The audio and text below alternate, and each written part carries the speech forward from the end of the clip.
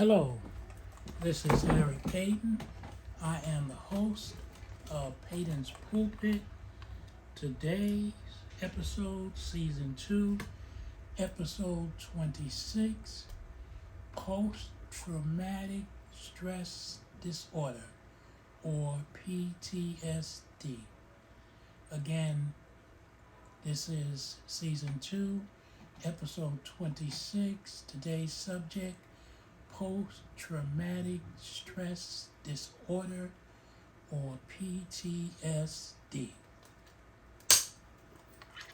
Many of us have heard that term, and the majority of times that I've heard it, it refers to people, particularly those who have served in wars and saw some horrific things, that they can't even discuss. Many of them never discussed what they saw because it was so horrific.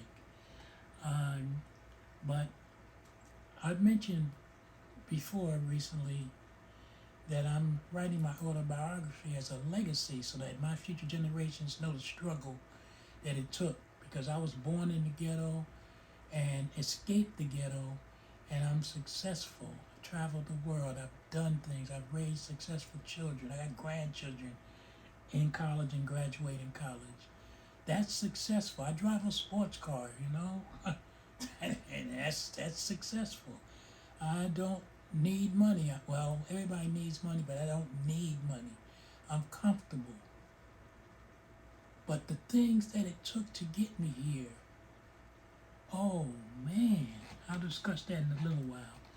But today's subject, post-traumatic stress disorder, most commonly known as PTSD. It is defined as a mental health disorder in which a person struggles to recover from a traumatic event or events that they witness or experience. PTSD among African Americans is an important mental health issue because African Americans are less likely than other racial groups to receive mental health treatment, in part because they disproportionately experience barriers to treatment. Finances, you got to have finances to go to these doctors. Inadequate access to transportation services. Many don't have a way to get back and forth. Or a lack of knowledge about how to access treatment. Y'all know I'm a research person. Research has suggested that African American and Latino adults may develop post-traumatic stress disorder at higher rates than white adults, and that the clinical course of PTSD in these of-colored groups is poor. One factor that may contribute to higher prevalence and poor outcome in these groups are socio-cultural factors and racial stressors, such as experiences with discrimination. Socio-culture, that means the environment that you're in.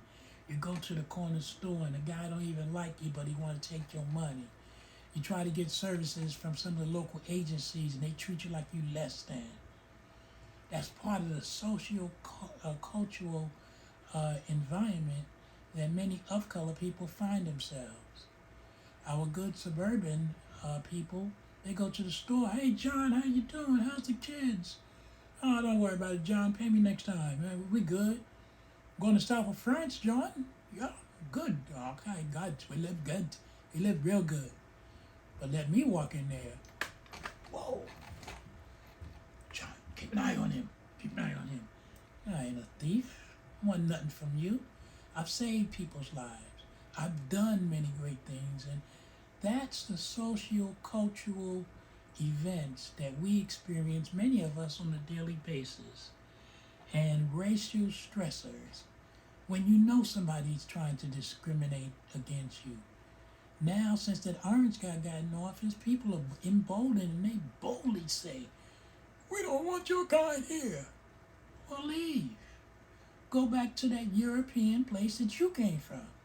I'm staying with my native people who are here. They're not Native American because American name came after them.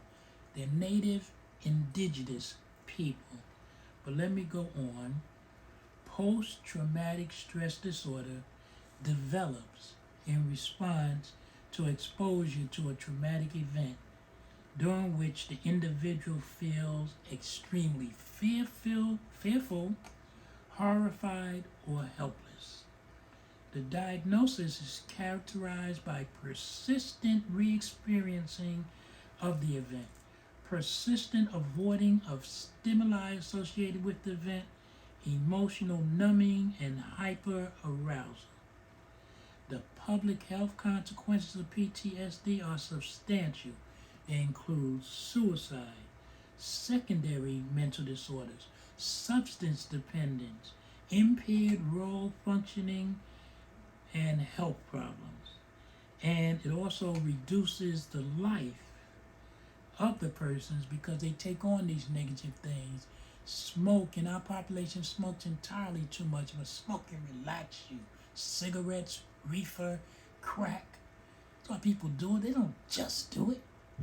They do it to hide something that's in their mind. And it's not a good thing. Can't say it's a good thing, but that's why they do it. Identifying race, ethnic differences in PTSD and their origins is necessary to target public health interventions aimed at preventing the development of PTSD and improving its course. Let me be frank. Nobody is really addressing that issue. Why? Because it affects our population. Doesn't affect the other population. And again, when they have PTSD and other symptoms, they're able to go to their doctors and, through their health insurance and all the good old stuff and get talked to. We need to address that. There's a saying, and I analyze things. I really do. I analyze everything. You can't just say something to me just because it's popular. Saying goes, what doesn't kill you makes you stronger. Oh, that sounds so powerful. It didn't kill me, it made me stronger. But the truth be told, what doesn't kill you sometimes will mess you up for the rest of your life. What doesn't kill you may mess you up for the rest of your life. Many people, black, white, but again, the black population, because we have so many factors leading to it, are experiencing PTSD unaddressed, not even knowing that that's what it is. See, I'm one of those analytical persons.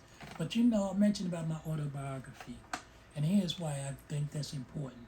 As I was putting my autobiography together, and I just finished a chapter on my college years, so you can see I still got quite a bit more life. But I'm taking my time because this is my life. This is a story that I want my legacy, my grandchildren, great-great-great-grandchildren to be able to read.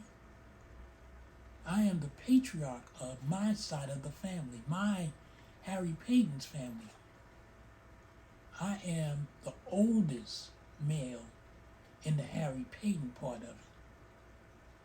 Not the General Paden, because that would be my brother, James Jr., was the older male, so he would be the patriarch of the Paden family from Naomi and James Paden Sr. But in writing that book, oh man, I have in front of me 1, 2, 3, 4, 5, 6, 7, 8, 9, 10, 11, 12, 13, 14 instances where I was traumatized. One of them was witnessing my mother die as a result of an asthma attack, and the incompetent ambulances taking forever to come. When they came, they were joking and laughing and not listening. Oh, that's inside of me, and it's traumatized me. When I get ready to speak about it, I cry. when I was writing about it, I had to stop writing about it because of flashback. I rode in the ambulance with her and I knew she was dead then. Post-traumatic stress disorder. I'm going to speak to someone. I have spoken to someone previously because I was having a reoccurring dream. And this dream was so weird. I would always have a dream where I was somewhere in the roughest part of town. And see, I'm from Harlem and born in Harlem, raised in Newark. I know what a tough side of town looks like. And it would always be dark of night. 10-ish, 11, 12, 1, 2, 3. Those are deadly times. Even the police don't want to come in those areas at that time. But I would have that dream, reoccurring dream. You know, for years I had that dream, reoccurring. And, you know, you see how I am, I'm blinged, And then in the dream I would always, oh man, oh Lord, I gotta hide my rings, somebody's gonna try to take me off. And then I would start trying to find my way out of that area. And then I would wake up. And when I tell you I've had that dream 50 or so times, not every night, but I've had that dream so much. I went and talked to a mental health professional. And, got some good dialogue out of that. But my daughter, Shahara, really diagnosed it very well. She said, Daddy, you always talk about escaping from the ghetto. Your dream is a nightmare that you're trapped back in that ghetto again. I raised an intelligent child. That would be my worst nightmare. I sleep at night, no gang shootings, no thing. The most that I have to do is get people tickets for parking in front of my fire hydrant. Yes, I'm a snitch. Don't do nothing in my neighborhood that's criminal because I'll report you. That's the way I was raised.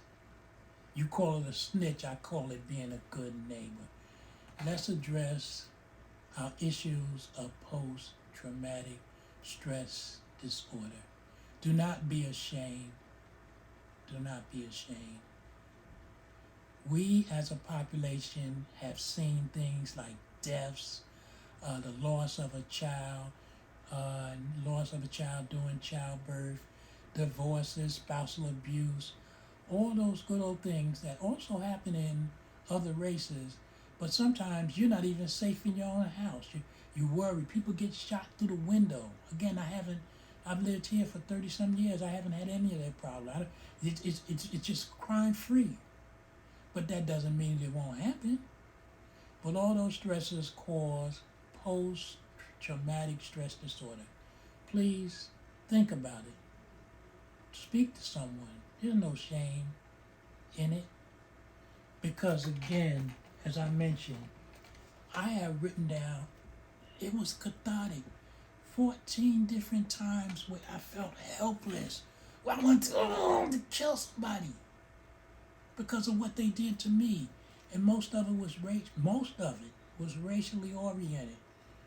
Because I was black and they thought that I was less than. And those who know me, ain't nothing less than. I'm better than anybody. And people think that's cocky. It is. Because I am better than anybody. Or equal to anybody, if you want to get mundane. But I say I'm better. To God be the glory. Let's address the PTSD. And children have PTSD too, because they see a lot, they hear a lot.